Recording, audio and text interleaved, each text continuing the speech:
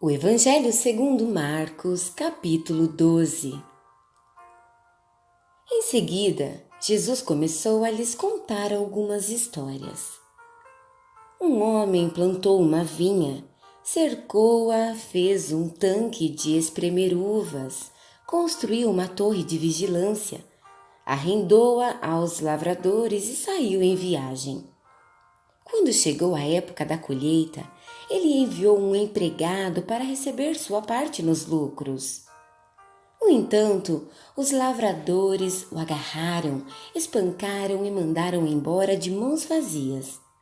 Ele mandou outro empregado, que também foi agredido e humilhado. Depois, enviou outro que foi assassinado. O mesmo aconteceu com muitos outros. Uns foram agredidos, outros assassinados. Restava apenas um que podia ser enviado, seu filho amado. Já quase sem esperanças, decidiu enviar o próprio filho pensando: meu filho eles vão respeitar. Mas os lavradores perceberam a oportunidade. Esfregaram as mãos cheios de cobiça e disseram: esse é o herdeiro. Vamos matá-lo e ficar com a vinha. Então, o agarraram e mataram e depois jogaram o corpo fora da vinha. O que vocês acham que o proprietário da vinha irá fazer? Isso mesmo, vai se livrar dessa gente. Depois arrendará a vinha a outros e vocês podem confirmar nas Escrituras. A pedra que os pedreiros rejeitaram é agora a principal. Isso é obra de Deus. Nós esfregamos os olhos, custando a crer nisso. Percebendo que o recado era para eles, os líderes religiosos quiseram prendê-lo na hora, mas, como estavam receosos da opinião pública, acharam melhor recuar. Por isso, saíram dali tão rápido quanto puderam. Os mesmos líderes enviaram alguns fariseus e partidários de Herodes, certos de que iriam incriminá-lo. Eles disseram: Mestre, conhecemos a sua integridade, sabemos que o Senhor não se importa com a opinião popular, não explora seus discípulos e ensina o caminho de Deus com muito zelo. Diga-nos com toda honestidade: é correto pagar impostos a César? Jesus percebeu de imediato a malandragem e disse: qual a razão desse joguinho? Por que tentam me pegar com essas armadilhas? Vocês têm uma moeda? Deixem-me vê-la. Eles lhe entregaram uma moeda. Quem é este que aparece na moeda? Que nome está gravado nela?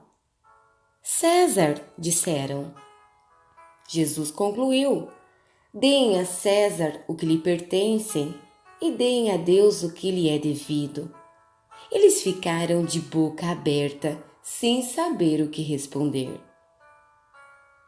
Alguns saduceus, o grupo que nega a ressurreição, perguntaram a Jesus: Mestre, Moisés escreveu que se um homem morre sem filhos, o irmão dele é obrigado a se casar com a viúva e ter filhos com ela. Pois bem, havia 7 irmãos. O primeiro casou-se e morreu sem filhos. O segundo casou-se com a viúva. Ele morreu, mas também não teve filhos. O mesmo aconteceu com o terceiro. De fato, os 7 se casaram com ela, mas nada de filhos. Por fim, a mulher morreu. A pergunta é esta: na ressurreição, de quem ela será esposa? Afinal, ela foi casada com cada um deles. Jesus respondeu: vocês estão raciocinando errado e vou dizer o porquê. Primeiro, não conhecem as Escrituras. Segundo, não sabem como Deus atua. Depois da ressurreição, o casamento já não mais existirá. Assim como os anjos, toda a nossa atenção estará em Deus. Com respeito à ressurreição dos mortos, Vocês nunca leram as Escrituras? Vejam que Deus de dentro da sarça disse a Moisés: Eu sou, não eu era, o Deus de Abraão, o Deus de Isaque e o Deus de Jacó. O Deus vivo é o Deus dos vivos, não dos mortos. Portanto, vocês não sabem de nada. Um dos líderes religiosos, depois de acompanhar os debates e perceber como Jesus era incisivo em suas respostas, fez uma pergunta: qual é o mais importante de todos os mandamentos? Jesus respondeu: o primeiro em importância é o seguinte: ouça, Israel, o Senhor, seu Deus, é único. Ame o Senhor, seu Deus, com toda a paixão, toda a fé, toda a inteligência e todas as forças. E o segundo é: ame o próximo como a você mesmo. Não há nenhum outro mandamento que se compare a esses. Um líder religioso disse: que resposta maravilhosa, mestre, tão lúcida e precisa. Deus é único e não há outro. Devemos amá-lo com toda paixão, inteligência e forças, e amar ao próximo como a nós mesmos. Isso é melhor que qualquer oferta ou sacrifício.